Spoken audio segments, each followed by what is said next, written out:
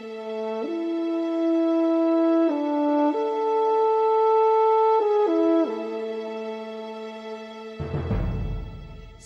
11th, 2001, a Tuesday, an ordinary Tuesday for me. Born and raised in New York, I was now living in Santa Monica, California. And on that ordinary Tuesday, I got up early. I mean, really early, around 5 a.m., because I had a lot to do that day. I was rehearsing a play and I needed to learn my lines. And by 5:30 a.m., I was on my exercise bike out in the garage, pedaling away and listening to NPR on the radio. And I was working up quite a sweat when suddenly a news bulletin came on. A plane had crashed into the World Trade Center building, just one tower. And this first report said the plane was just a small private plane.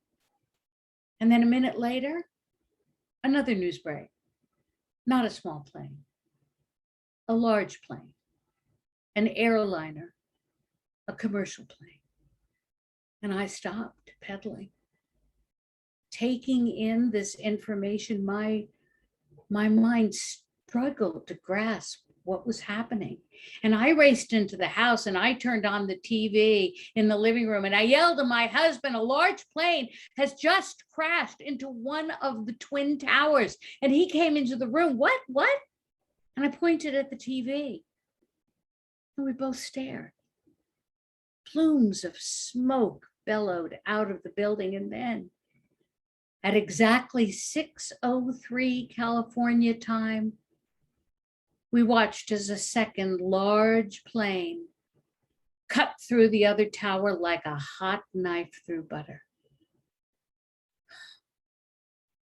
My husband had been brewing our daily pot of coffee, and the incongruous, familiar, welcoming smell permeated the living room as we watched the horror on television on all the news channels filled with coverage.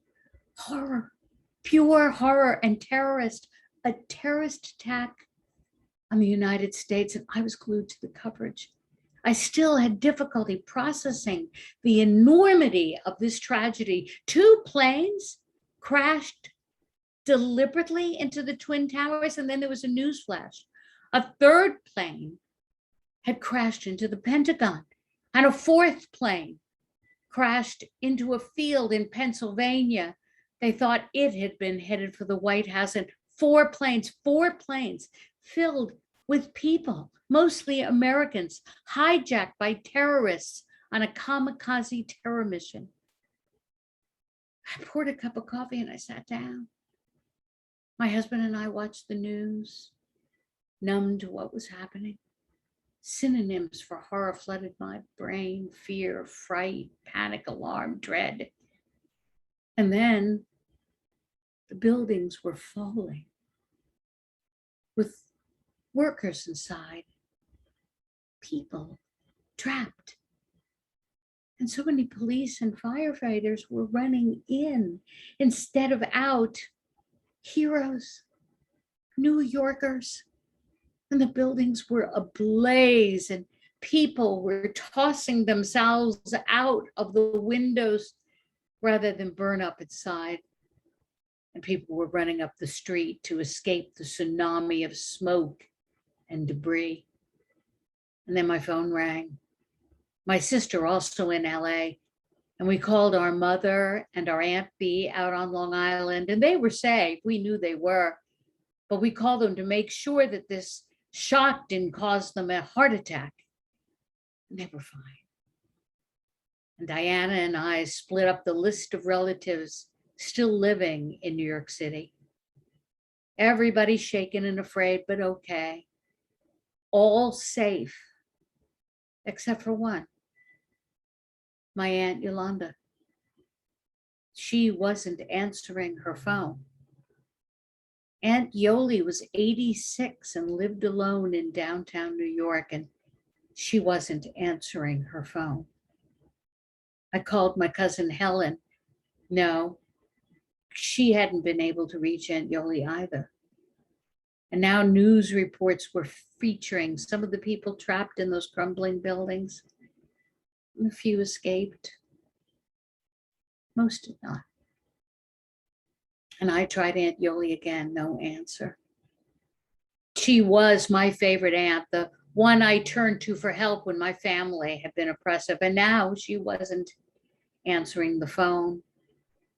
The next 3 days after 9/11 were a blur of news, fear, horror, grief, sadness, and no Aunt Yoli. My cousin Helen, who lived right outside Manhattan, tried to get into the city, but they turned her away, too much debris and fire damage. And then on the fourth day, September 15th, I dialed the number and Aunt Yoli answered the phone. Yoli, are you okay? Of course, dear, I'm fine. But I couldn't get a hold of you for days and the tower's awful, she said. And her voice cracked with emotion. But where have you been? Oh, sweetie. My electricity went out and my phone didn't work. And I didn't know what was happening, so I needed to figure out what to do, and I needed some supplies. My aunt lived on the 6th floor and she was 86 years old. Aunt Yoli, how did you get out of the apartment? Oh, well, I took my paperback book and I walked downstairs. And when I got tired, I just sat on the stairs and read my book for a while until I was ready to keep on. And then on the street, I went to my little food market and they had electricity and I watched what was happening and I stayed there the entire day. And then at night, I got 2 bottles of water and I came back to my building and I went up the 6 flights the same way, stopping to read my book when the stairs were too much. And I had a lot of time. And then voila, I was on my floor and went into my apartment and I still had no electricity, but I had water and some food, so I was fine. I'm so glad, Auntie. Yes. The only problem was that I couldn't take a bath or a shower. Why not? Well, a whole bunch of debris blew in through the transom and filled up my bathtub. Luckily, I had the shower curtain closed or it would have been all over the place.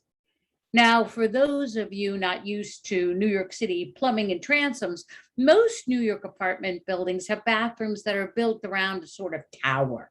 There's a window on the tub side that looks out and onto the empty transom tower, and that provides ventilation for the bathrooms in the building. And it seems that when the tsunami of smoke and debris, office papers mostly, flushed down the street, it was sucked down the transoms and escaped through open bathroom windows. And now my aunt lived almost at the top of the building, so when the debris was sucked down, it came right in through her bathroom window and filled her tub. I see, I said. How are you going to get rid of all that stuff in your bathtub? Interesting you should ask. I spent the last few days going through the debris. I found a lot of office papers, but also personal things, grocery lists, notes to a friend or family. I've sorted through it all, putting it in separate piles. I think when it's okay, I'll bring the piles to the police and see what they want to do with it. I think some of the families might want some of the stuff and some businesses as well. Okay, then I understand. You've been very busy, but I was worried about you. We all were worried about you. And why is that? Well, you live really close to the towers. Oh, for heaven's sakes, Joanna.